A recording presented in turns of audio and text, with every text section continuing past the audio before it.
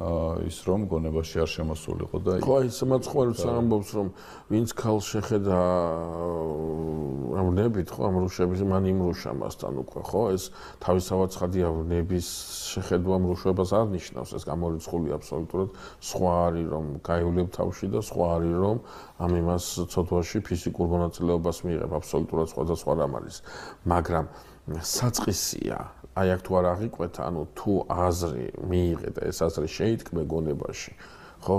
ამის შემდგომ უკვე აი გავიხსენოთ გველი რასაკეთებს, გველი გონებას მიუმართავს დედაკაცის თანხმობით, მიმართავს რაღაცა მიმართულებით და გადის მერე სცენიდან. აღარ არის გველი იქ საჭირო, უკვე ავტომატურად იწყება ეს პროცესები, რა პროცესებიც უნდა განვითარდეს, ხო?